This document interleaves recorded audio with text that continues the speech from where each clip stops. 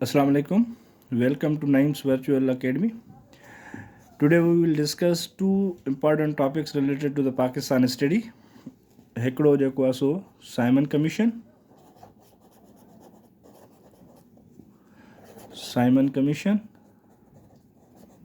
ऐं ॿियो हुन सां गॾोगॾु इंटरलिंक्ड टॉपिक आहे. 4 टॉपिक्स इंटरलिंक्ड आहिनि: साइमन कमीशन, नेहरू रिपोर्ट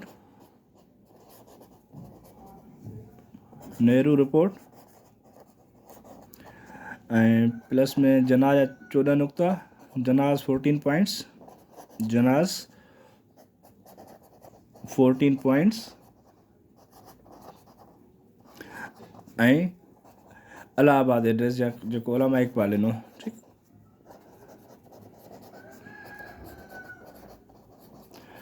पर अॼु असां जेको आहे सो थारोली पढ़ंदासीं साइमन कमीशन खे ऐं नेहरू रिपोर्ट जे बारे में. त साइमन कमीशन ऐं नेहरू रिपोर्ट छा हुयूं? ठीकु. अचो त स्टार्ट वठूं था साइमन कमीशन खां.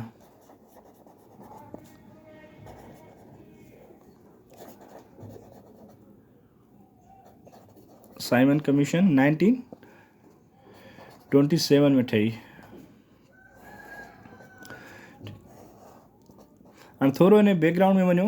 जेको 1919 तव्हां रिफॉर्म्स पढ़िया, जेके कॉन्स्टिट्यूशनल रिफॉर्म्स ऑफ 1919 या मोंटीगो चेम्सफोर्ड रिफॉर्म्स चवंदा आहिनि, उन में हिकिड़ी पॉइंट इहा हुई त जेको ब्रिटिशर्स चयो त हर 10 सालनि खां पोइ हिकिड़ी कमेटी असां ठाहींदासीं जेका इंडिया जो जाइज़ो वठंदी, इंडिया जे कॉन्स्टिट्यूशनल इशूज़ ते जेको आहे सो के अमेंडमेंट्स करणु घुरिजनि, छा करणु खपे, उन जे बारे में हिकिड़ी हर साल 10 सालनि खां पोइ हिकिड़ी असां कमेटी ठाहींदासीं. उन जेको आहे सो पंहिंजे ॻाल्हि खे फुलफिल करण लाइ हिननि हिकिड़ी कमीशन ठाही 1927 में, जंहिंखे हुननि जेको आहे सो नालो ॾिनो साइमन कमीशन जो. हाणे इहा कमीशन जेका आहे लॉर्ड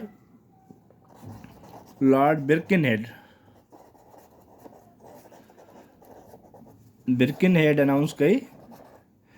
लॉर्ड बिर्किनहेड जेको हुयो इहो हुयो सेक्रेटरी ऑफ स्टेट. लॉर्ड बिर्किनहेड केरु हुयो?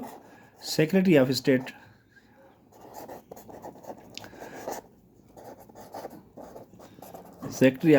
लॉर्ड बिर्किनहेड जेको आहे हिकिड़ी कमेटी ठाही 7 मेंबरनि ते मुश्तमिल. 7 मेंबर्स हुया जेको आहे सो 7 ब्रिटिश पार्लियामेंटेरियंस हुया. ठीकु आहे. ऐं that committee was headed by जेको आहे जॉन साइमन. ठीकु आहे. John Simon was the head of committee. John Simon. ठीकु आहे. ऐं उन कमेटी जो जेको 7 रुकनी जेका कमेटी उन्हनि ठाही ब्रिटिश पार्लियामेंटेरियन जी, उन कमीशन जो नालो ॾिननि साइमन कमीशन. हाणे साइमन कमीशन खे कहिड़ो टास्क ॾिननि? साइमन कमीशन खे इहो टास्क ॾिननि त इंडिया वञो ऐं जे ॾिसो इंडिया जे जेको आहे सो कॉन्स्टिट्यूशनल इशूज़ कहिड़ा आहिनि या उन्हनि में कहिड़ियूं अमेंडमेंट्स करणु खपनि, हिंदुनि ऐं मुस्लमाननि ॿिन्ही खे मद्देनज़र रखंदे जेको आहे सो जेके अमेंडमेंट्स आहिनि या जेके रिफॉर्म्स करणा आहिनि उन्हनि ते तव्हां वञी जाइज़ो वठो, जेको 1919 में उन्हनि वाइदो कयो हुयो. ठीकु. हाणे साइमन कमीशन हिकिड़ी कमेटी ठही वई जंहिंमें सिर्फ़ु 7 मेंबर हुया ऐं 7 ई ब्रिटिश मेंबर हुया. जॾहिं कमेटी ठही ख़बर पई इंडियंस खे त तॾहिं खां ई उन्हनि जेको आहे सो उनजी अपोज़िशन शुरू कई. ठीकु आहे. अपोज़िशन छो शुरू कयनि? इन करे अपोज़िशन शुरू कयनि त जॾहिं या 1919 वारा रिफॉर्म्स आया त उन में उन्हनि चयो त इंडियंस खे असां हर शइ में रिप्रेज़ेंटेशन ॾींदासीं. ठीकु. ऐं हाणे हीअ हिननि साइमन कमीशन ठाही आहे, उन में कंप्लीटली इंडियंस खे, मुस्लमाननि ऐं हिंदुनि खे उन्हनि इग्नोर कयो आहे. ठीकु. छो जो उन मां को बि इंडियन मेंबर कोन हो 7 में. कायदे आज़म हिन जी मुखालफ़त कई, नेहरू हिन जी मुखालफ़त कई, या जेके प्रोमिनेंट लीडर हुया इंडिया जा, इंडिया मतिलबु सब कॉन्टिनेंट, उन में मुस्लमान बची था वञनि ऐं हिंदू बची था वञनि. ठीकु आहे. उन्हनि सभिनी जेको आहे उन कमीशन जो बाइकाट कयो. फेबरवरी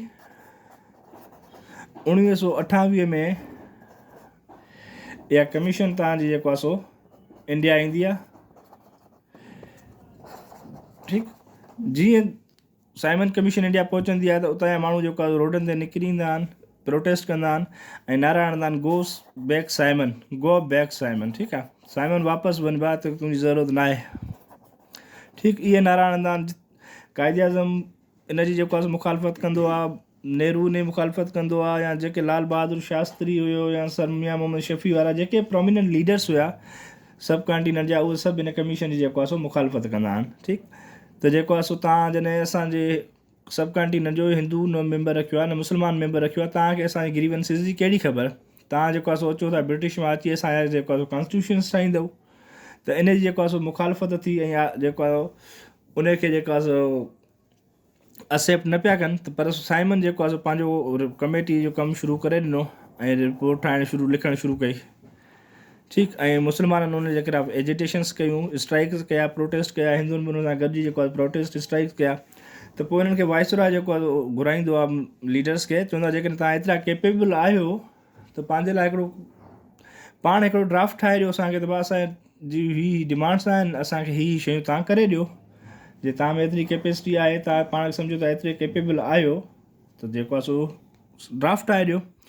पोइ जेको आहे मुस्लमाननि जेको आहे सो हिकिड़ी ऑल पार्टीज़ कॉन्फ्रेंस घुराई। ठीकु आहे, फेबरवरी 1928 में ऑल पार्टीज़ कॉन्फ्रेंस कयनि, ऑल पार्टीज़ कॉन्फ्रेंस कयनि, जंहिंमें मुस्लमान लीडर बि हुया, हिंदू लीडर बि हुया, ऐं उन पार्टीअ में जेको आहे सो उन्हनि पार्टी जो जेको हेड सिलेक्ट कयो उहो मोतीलाल नेहरू खे कयनि। ठीकु आहे, मोतीलाल नेहरू खे कयनि कंसेंसस आहे, हिन में हिंदू ऐं मुस्लमान ॿई जेको आहे सो कंसेंट हुयो, त मोतीलाल नेहरू हिन पार्टीअ जो हेड आहे, जंहिंखे नेहरू कमेटी बि चवंदा आहिनि। ठीकु, ऐं नेहरू खे इहो टास्क ॾिनो वियो त हाणे हिकिड़ो ड्राफ्ट ठाहियो। ठीकु, हिकिड़ो ड्राफ्ट ठाहियो, उन ड्राफ्ट में जेको आहे सो असांजा जेके बि इशूज़ आहिनि, कॉन्स्टिट्यूशनल मसइला आहिनि, उहे सॼा मसइला मेंशन कयो। नेहरू सां गॾु जेको आहे सो 9 मेंबर हुया उन कमेटी में, हेड जेको सो नेहरू पियो करे। ठीकु, नेहरू हिन कमेटी ते वर्किंग शुरू कई, ऐं नेहरू जेको आहे सो उन हिकिड़ो ड्राफ्ट जेको ॾिनो, उहो ड्राफ्ट फेमस आहे नेहरू रिपोर्ट जे नाले सां। ठीकु, नेहरू रिपोर्ट जेका 1928 में आई। अञा ताईं जेको आहे नेहरू रिपोर्ट, नेहरू पंहिंजी रिपोर्ट ॾेई छॾी, पर जेको आहे सो साइमन कमीशन जी अञा ताईं जेको आहे सो ड्राफ्ट कंप्लीट न थियो, पंहिंजे ड्राफ्ट ते अञा ताईं कमु करे पियो। नेहरू रिपोर्ट अची वई, नेहरू रिपोर्ट अचण खां पोइ उन ते जेको आहे डिबेटूं ऐं डिस्कशन शुरू थी विया, उन्हनि में वरी पंहिंजा इख़्तिलाफ़ शुरू थी विया मुस्लमाननि जा ऐं हिंदुनि जा। सिंपल जेको आहे इहे 3-4 शयूं हुन मां तव्हांखे सफ़ा लाइट वे में पढ़ायो आहे। 1927 में हिकिड़ी कमेटी ठाही ब्रिटिशर्स, 7 रुकनी कमेटी हुई। उन कमेटीअ जो हेड जेको आहे सो जॉन साइमन पियो करे। उन कमेटी जो नालो बि जेको आहे साइमन कमीशन जॉन साइमन जे करे ॾिननि, छो जो हेड हो कमेटीअ जो। ऐं उहा कमेटी कंहिं ठाही? Lord बिरकिन head, secretary of state हुयो। ऐं फेबरवरी 1928 में इहो डेलीगेशन इंडिया ईंदो आहे। जीअं डेलीगेशन इंडिया ईंदो आहे त माण्हू बैनर खणी रोडनि ते निकिरींदा आहिनि, उन्हनि बैनरनि ते लिखियलु हूंदो आहे गो साइमन बैक, माना वापसि वञ। छाजे करे? तो उन्हनि इन कमेटी में मुस्लमाननि ऐं हिंदुनि खे कंप्लीटली इग्नोर कयो। उन्हनि मां न मुस्लमान उन कमेटी में मेंबर हुयो, न हिंदू मेंबर हुयो। मुस्लमान ऐं हिंदू गॾिजी जेको आहे उन साइमन कमीशन जे ख़िलाफ़ु प्रोटेस्टनि ते निकिरी आया। जॾहिं प्रोटेस्टनि ते निकिरी आया त जेको आहे सो ब्रिटिशर्स हिननि खे घुरायो। प्रोमिनेंट लीडर जेके हुआ सभु कहाणी, जना हुयो, मोतीलाल नेहरू हुयो, शास्त्री हुयो, आगा खान हुयो, जेके बि हुया, उन्हनि खे घुराइण जे करे तव्हां एतिरा केपेबल आहियो त पंहिंजे लाइ हिकिड़ो कॉन्स्टिट्यूशन ठाहियो।